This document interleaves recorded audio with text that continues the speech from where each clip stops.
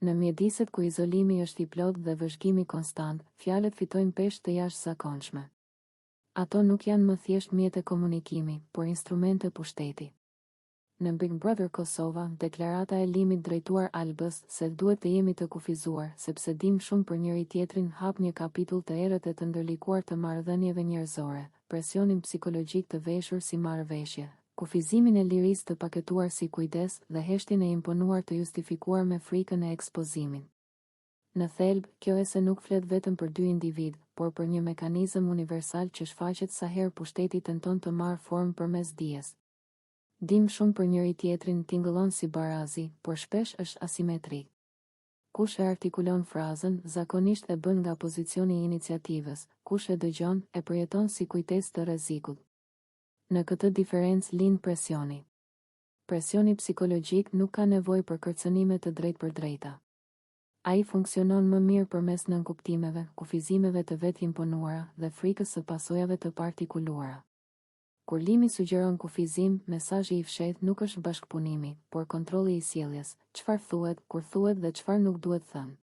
Ky është shantazhi i butë, jo ai që godet, por ai që shtrëngon ngadalë. Nga këndvështrimi etik, kjo situatë shtron pyetjen themelore të pëlqimit të informuar. A është marrëveshja e vërtet kur njëra palë pranon nga frika e ekspozimit? Kufizimi i lirisë së shprehjes, edhe kur vjen si pakt, e humb legjitimitetin kur bazohet në presion. Etika e marrëdhënieve kërkon transparencë dhe barazi, presioni i mbështetur në dije sekrete e thyen këtë ekuilibër. Në planin psikologjik, dinamika e tillë prodhon ankth të vazhdueshëm. Alba, e vendosur përballë një sugjerimi që tingëllon si ultimatum i butë, përballet me dilemë, të flasë dhe të rrezikojë, apo të heshtë dhe të kufizohet. Të dyja zgjedhjet kanë kosto.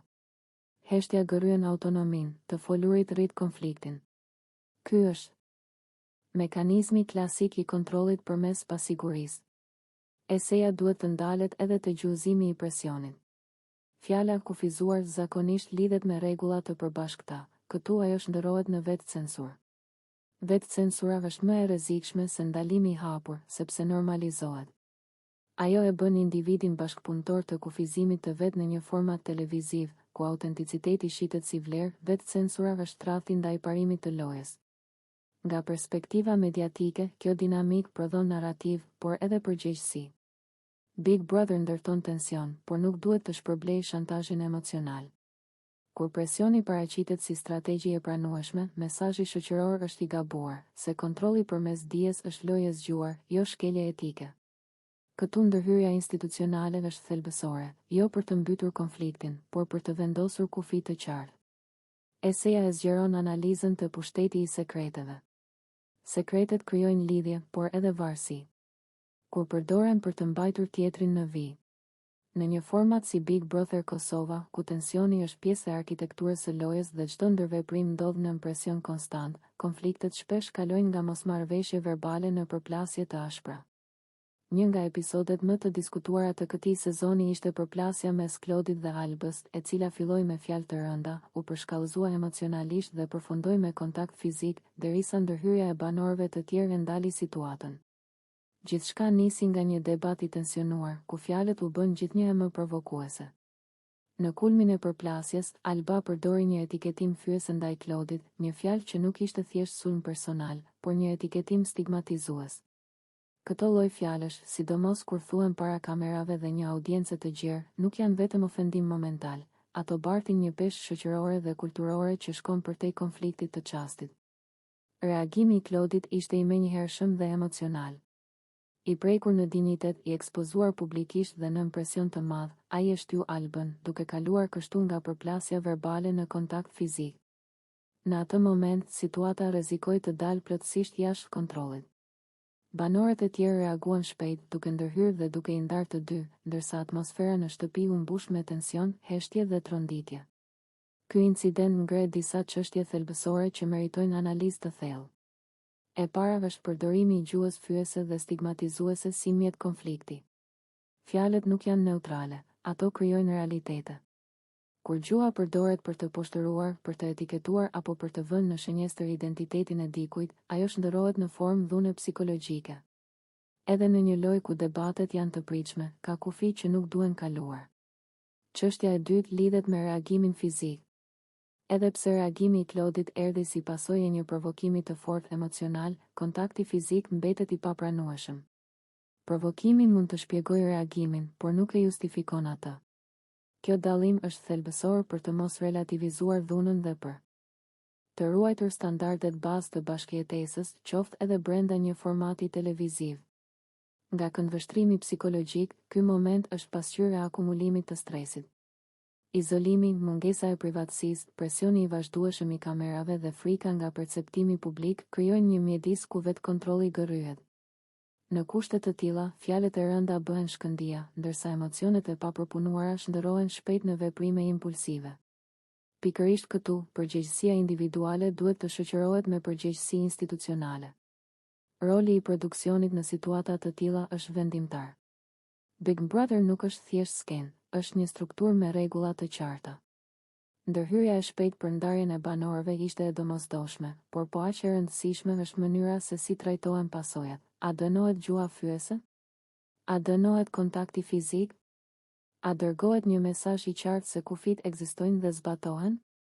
Nga ana mediatike dhe shoqërore, reagimet e publikut pas këtij episodi ishin të shumta dhe të. Në një ambient të mbyllur, ku çdo lëvizje dhe çdo fjalë regjistrohet dhe analizohet, nuk është çudi që konfliktet të shndërrohen në momente të tensionit maksimal. Një nga këto momente ka ndodhur në Big Brother Kosova, kur Alba përplaset me Labinotin duke e akuzuar direkt për pabesi dhe për strategji të dy fisht. Ti je një i pabes, ti bën bekot, ti je i martuar. Ke ardhur me je lutur që ne të bashkëpunojmë bashkë që ti nxjerrim të tjerët nga loja. Kjo përplasje nuk është thjesht një debat verbal, është një shembull i qartë i lojës psikologjike dhe strategjive të ndërthitura, ku personalitetet, emocionet dhe ambicjet ndërthuren në një mënyrë që sfidon etikën dhe normat morale. Në thelb, ajo që ndodhi midis Albës dhe Labinotit është një konflikt i dy fisht, personal dhe strategjik. Nga ana personale, akuzat e Albës për pabesi dhe mashtrim godasin identitetin e Labinotit. Në këtë lloj ambienti, besimi është një pasuri e rrallë dhe çdo dyshim mund të përshkallëzohet menjëherë.